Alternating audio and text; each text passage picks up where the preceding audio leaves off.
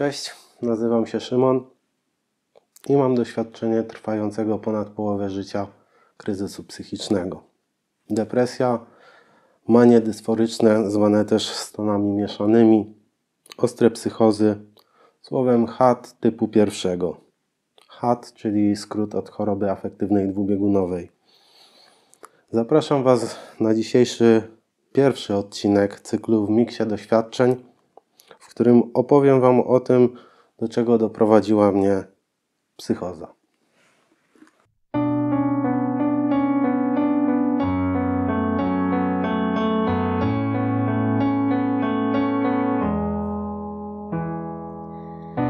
Na huśtawce siadam znów, śmieję się i płaczę też. Różni ludzie i obrazy w mej głowie tłoczą się. Mieszam te wspomnienia, co przyprawione łzami są.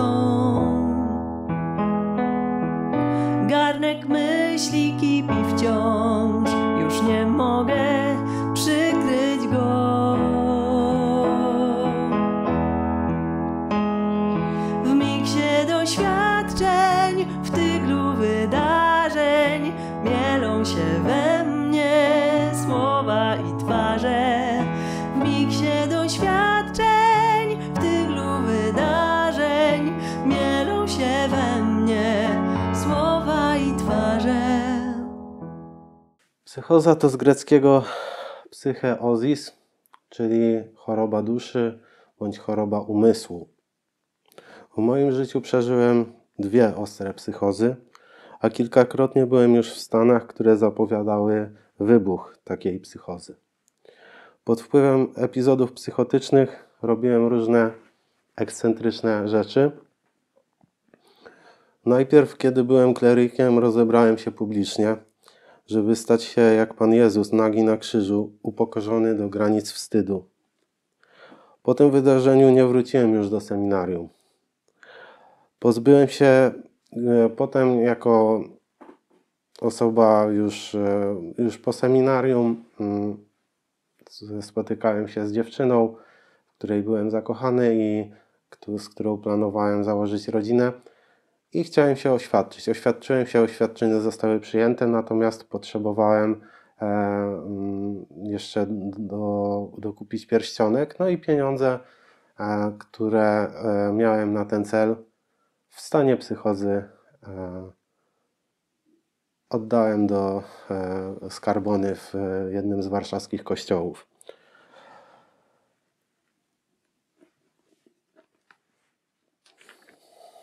Planowałem założenie firmy informatycznej z udziałem dwójki znajomych, nie mając żadnego pojęcia ani doświadczenia w informatyce, ani w przedsiębiorczości, w prowadzeniu firmy, działalności gospodarczej. Lekcje włoskiego, które prowadziłem, bo bardzo dobrze znam włoski, z grupą zamieniłem w pogadankę ewangelizacyjną, co sprawiło, że uczestnicy opuścili zajęcia i zrezygnowali z kursu. Obraziłem sąsiadkę, to był inny raz, która starała się pomóc mojej mamie i przekonać mnie, żebym założył buty na nagie stopy w środku zimy. Planowałem wyruszyć w świat, kolejny raz, inny stan psychotyczny. Planowałem wyruszyć w świat jako tak zwany jurodiwy, to znaczy wędrowny żebrak, który utrzymuje się z jałmużny. Powstrzymały mnie narzeczona i psychiatra. I pobyt w szpitalu. Dostałem się ukradkiem na najwyższe piętro jednego z warszawskich wieżowców, żeby rozeznać się w sprawie oświadczeń mojej dziewczynie, która wiedziałem, że bardzo lubi oglądać miasto z góry.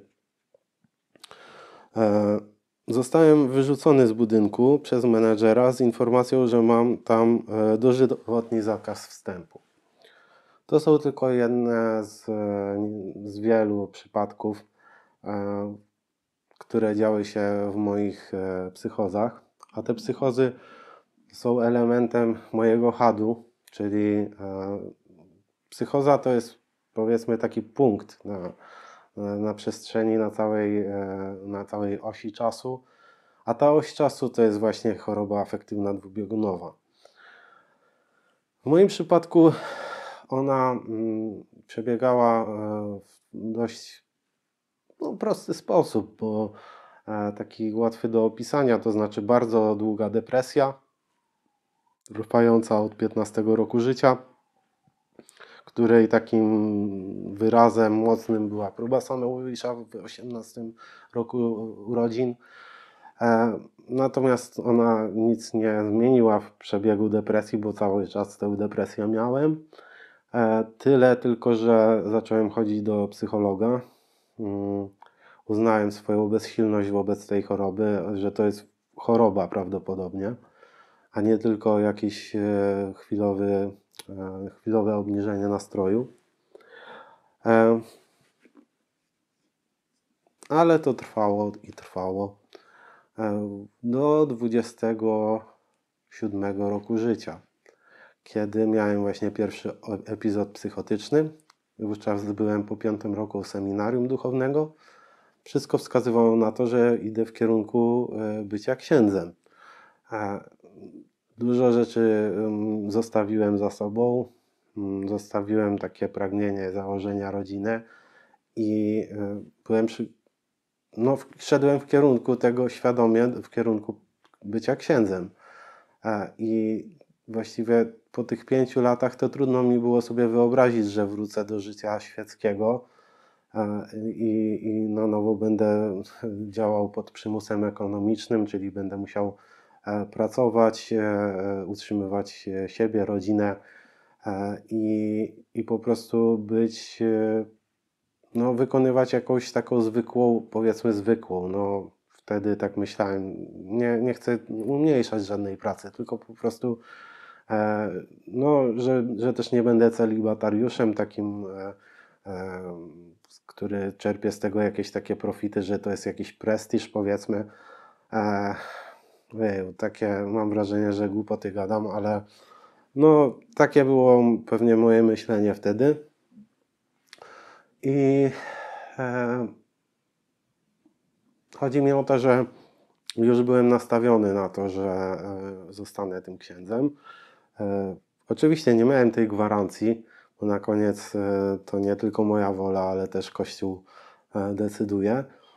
Ale jednak byłem już po 5 roku, egzaminy dobrze mi szły, też miałem koloratkę, byłem lektorem. Miałem jakieś podstawy do tego, żeby się spodziewać, że tym księdzem prawdopodobnie zostanę. Tak się nie stało, bo właśnie miałem ostry epizod psychotyczny. Miałem takie doświadczenie, że chciałem bardzo naśladować Pana Jezusa, który był totalnie upokorzony tym, że został rozebrany. I ja spróbowałem w ten sposób, tak się zachowałem na ulicy, bo straciłem kontrolę nad sobą. Czy mówię to, żeby się jakoś popisywać, czy uważam, że to jest jakieś obnażanie siebie, czy w tym momencie, czy jakieś, nie wiem, szukanie atencji, czy jakiejś uwagi, żeby ktoś mnie zauważył, żeby ktoś mi współczuł. Może tak, ale nie jest to na pewno pierwszą moją intencją. Chciałbym to powiedzieć, bo to jest moja osobista krucjata przeciwko wstydowi, który mnie zżerał przez ponad 7 lat, i przeciwko lękowi, wstyd, który jakoś współgra z lękiem przed opiniami innych ludzi, co oni sobie pomyślą, co oni sobie wtedy pomyśleli. Zdaję sobie sprawę, że to nie było dla nikogo przyjemne w tamtym momencie i jeśli bym mógł, to bym prosił o wybaczenie tych ludzi, bo nie dlatego, że to jest jakaś moja wina, tylko po prostu że jest mi przykro, że po prostu musieli być tego świadkami, ale przede wszystkim, ale z drugiej strony najbardziej poszkodowanym byłem w tym ja sam. A czy będę siebie prosił o wybaczenie? No nie, bo wiem, że tego nie chciałem zrobić i byłem zmuszony przez tę chorobę. To znaczy, niby chciałem, ale to była taka wola, to już jest temat na jakąś teologiczną czy filozoficzną rozprawę, jak wola może być rozszczepiona. No ja wiem, że we mnie było bardzo duże pomieszanie, że zrobiłem to, więc jakoś ta wola poszła w tym kierunku, ale równocześnie bardzo nie chciałem tego robić, bardzo się wstydziłem, bałem się i no, przeżywałem bardzo trudne emocje i skrajne wyczerpanie fizyczne. Więc to jest właśnie psychoza w moim przypadku. Tak jak powiedziałem, to był początek tak naprawdę, chociaż już były wcześniej zwiastuny tego, że taka psychoza się może u mnie rozwinąć. Pośród depresji były takie momenty właśnie depresyjno-psychotyczne, że się bałem jakiejś obecności demona w moim pokoju, że nie mogłem zasnąć, że potem miałem wrażenie, że demon z filmu, który oglądałem, z takiego czarnego charakteru, który tam miał wytatuowanego demona, że ten demon przechodzi przez ekran i chce mnie połknąć. No to były takie sytuacje już właśnie depresyjno-psychotyczne. Natomiast w tamtym momencie, kiedy rozebrałem się, no to po prostu to był już tak zwany stan mieszany, czyli inaczej mania dysforyczna.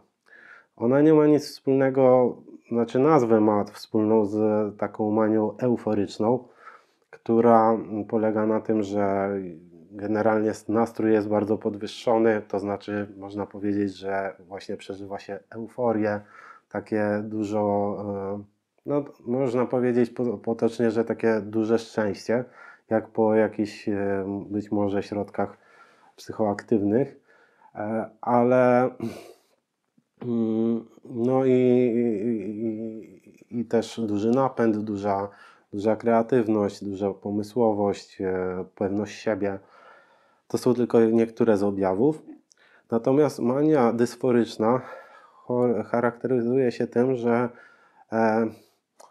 dużemu napędowi, czyli dużej energii i takiej małej potrzebie snu, dużej arbitralności.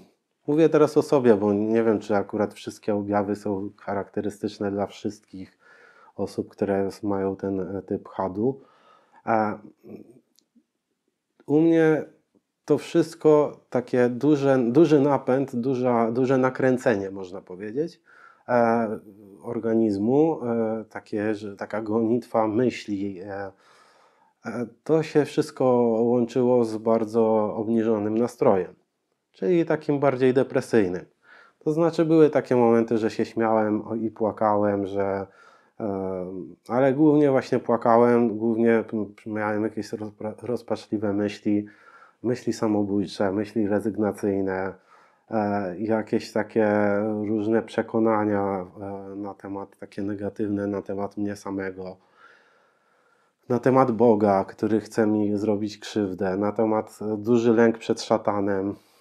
No takie różne bardzo mroczne myśli i stany, i taki generalnie stan bardzo obniżonego nastroju. Taki, że czuję się myślę o sobie, że jestem nierozumiany przez innych, że jestem sam, poczucie osamotnienia. A równocześnie ta gonitwa myśli, która mnie zmusza do tego, żeby robić różne rzeczy, które nie mają za bardzo związku, które też są nierozumiane przez otoczenie.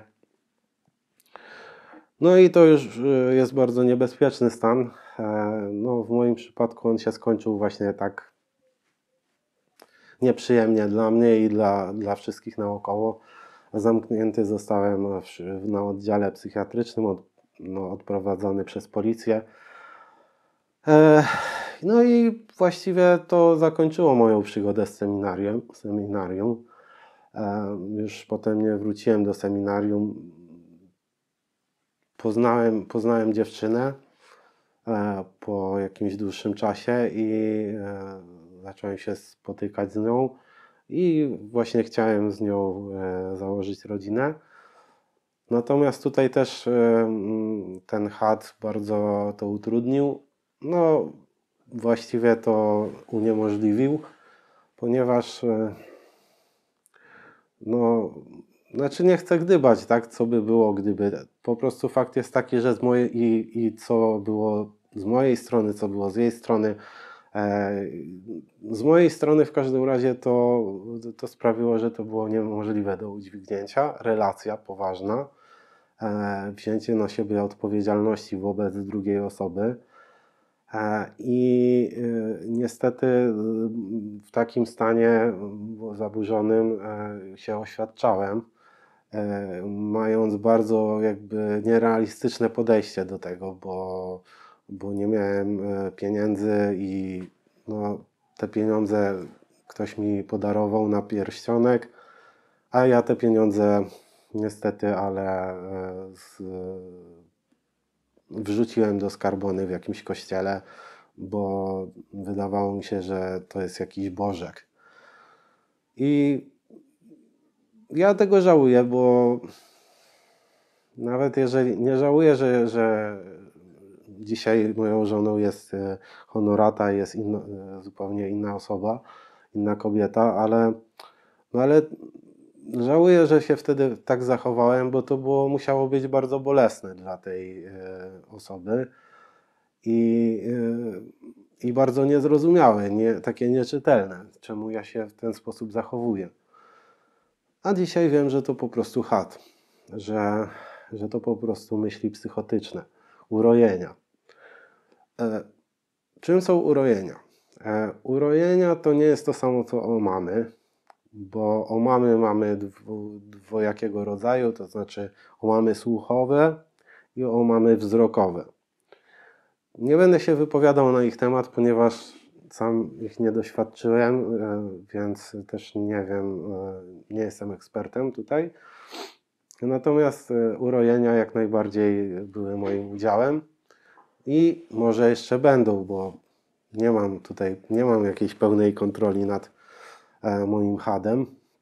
On sobie żyje razem ze mną i czasami jest bardziej do okiełznania, a czasami po prostu przejmuje kontrolę. Chociaż biorę nieprzerwanie leki od 7,5 roku. Urojenia. Urojenia to są zaburzenia myślenia i właśnie w moim przypadku one bardzo się wiążą z symboliką biblijną, ale uwaga, to nie musi tak być. To nie wysnuwajmy z tego wniosku, że religia jest źródłem psychos. No ja w każdym razie, kto chce, to niech wysnuwa taki wniosek. Ja takiej tezy nie stawiam. Ja stawiam tezę, że religia jest pewnym imaginarium, wewnątrz którego na którym psychoza żeruje. Ale gdyby to imaginarium było inne, na przykład baśniowe albo komiksowe, no to myślę, że w dużej mierze osoba przeżywająca psychozę by się posługiwała tymi wyobrażeniami, tymi schematami myślenia, wziętymi na przykład z komiksu albo z mangi. I akurat w moim przypadku tutaj być może w Europie jest częściej to spotykane, że Biblia jest jakimś punktem odniesienia, bo jest takim podstawowym tekstem kultury. No w moim przypadku na pewno Biblia jest najważniejszą książką w życiu i bardzo ją przeżywam, to co jest nam napisane. I kiedy nie miałem psychozy, to tak, to wpływało na moje życie, bo dokonywałem wyborów pod wpływem właśnie tego, co jest napisane w Biblii. Ale myślę, że to jeszcze nie było takie można to traktować jako pewną, no, może nawet fanatyzm religijny, ale to jeszcze nie jest psychoza.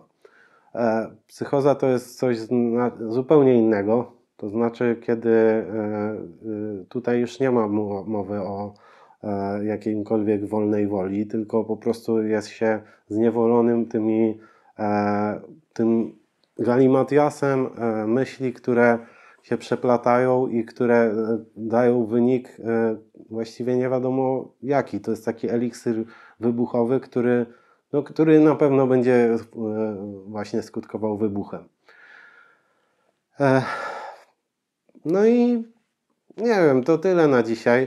Chciałem po prostu przybliżyć, czym była moja psychoza i zacząć ten cykl w miksie doświadczeń od tego właśnie kontrowersyjnego zagadnienia, które no dobrze, żebyście znali, żebyście wiedzieli, chociaż to umówmy się to, że nikogo tym nie uratuje, że powiem jaki jest przebieg tej mojej psychozy, ale może będzie Wam trochę łatwiej zrozumieć bliską Wam osobę, która to przeżywa.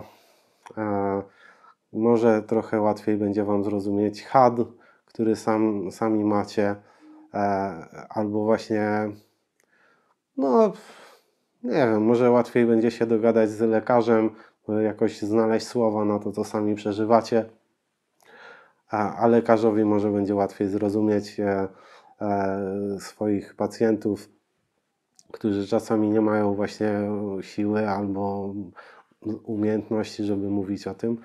Ja dzisiaj jestem po 7 ponad latach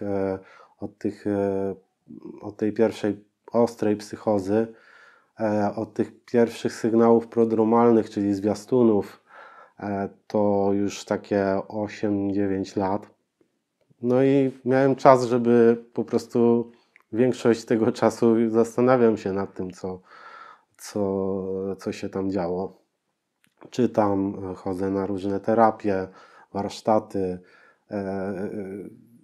Oczywiście żyję w międzyczasie, no bo też nie ma co się pochylać nad tym, kręcić się wokół tego samego non-stop, ale jednak bardzo zainwestowałem czas w taki rozwój świadomości na temat mojej choroby i traktuję to jako całkowity, absolutny priorytet w moim życiu, żeby przede wszystkim zadbać o swój had, żeby go potraktować jako takiego, no nie wiem, niesfornego brata, którego nie ma co tam kopać, nie ma co go tam poniżać, czy udawać, że go nie ma. Po prostu on jest i daje o sobie znać, kiedy w najbardziej nieoczekiwanym momencie, w najbardziej nieoczekiwany sposób. I po prostu no czasami jest takim ciężarem, no jak to drugi człowiek. No, czasami jest fajnie, czasami jest no tak, że drugi człowiek jest jakimś obciążeniem dla mnie. No i tak jest z tym hadem, że to jest właściwie taki byt, który trudno właśnie opanować. Nie mam nad nim do końca kontroli. Więc to jest tak jak wobec drugiego człowieka. No, ja mogę coś powiedzieć, mogę wykonać jakieś działanie, ale czy ten drugi człowiek odpowie, no to już jest jego strefa wpływu. No i niestety tak jest też z hadem, że ja mogę różne rzeczy robić i na przykład przez lata no nigdy nie odstawiłem leków. Może na palcach jednej ręki mógłbym policzyć dni, w których przeoczyłem wzięcie jakiejś dawki leków, ale to przez zapomnienie, ale zawsze był to dla mnie totalny priorytet. A mimo to, biorąc leki pod całkowitą kontrolą lekarza, wpadłem w ostrą manię z psychozą. Bo akurat dostałem trochę antydepresantu no i to było zupełnie, ale i tak byłem obstawiony stabilizatorami nastroju, ale tu już wchodzę w temat, który jest bardzo psychoedukacyjny i myślę, że bardzo obszerny, to znaczy leki i myślę, że to już na przyszły odcinek. Dzisiaj w pierwszym odcinku cyklu W miksie doświadczeń opowiedziałem Wam o tym, do czego doprowadziła mnie psychoza i trochę tak pokrążyłem wokół tematu właśnie psychozy w przebiegu choroby afektywnej dwubiegunowej typu pierwszego, czyli HAD, w którym jest epizod manii dysforycznej połączonej z psychozą, tak zwanego stanu mieszanego połączonego z psychozą. To by było na tyle dzisiaj. Zapraszam Was do oglądania kolejnych odcinków, do polecania tego filmu tym, którzy może tego potrzebują, może im to pomoże, i do polubienia tego filmu, do komentowania i do pisania do mnie maili, jeżeli macie jakieś prywatne sprawy, może jakieś pytania, którymi nie chcecie się podzielić na forum, ale może są jakieś pytania do mnie. Zaznaczam, nie jestem lekarzem, nie jestem nawet ekspertem przez doświadczenie, chociaż taki kurs prawie ukończyłem, więc nie mam żadnych certyfikatów na pomaganie i też chyba to nie jest moim celem. Mam nadzieję, że te filmy same w sobie będą jakąś pomocą. Zapraszam też do kontaktu w sprawie, jeżeli chcecie opowiedzieć własną historię, to chętnie zaproszę Was do drugiego cyklu, który już w niedzielę startuje, Droga przez bieguny. Do zobaczenia. Subskrybujcie, o tym zapomniałem powiedzieć, i polecajcie i trzymajcie się. Pa. Znowu chcę nabierać sił, nie nabierać się na gry. Zamieszkała we mnie dziś tęsknota, żeby wyjść. Chcę otwierać serce, choć to wystawia mnie na cios. Daję sobie lajka, bo najtrudniejszy pierwszy krok. W miksie doświadczeń, w tyglu wydarzeń mielą się we mnie słowa i twarze. W miksie doświadczeń, w tyglu wydarzeń mielą się we mnie słowa i twarze.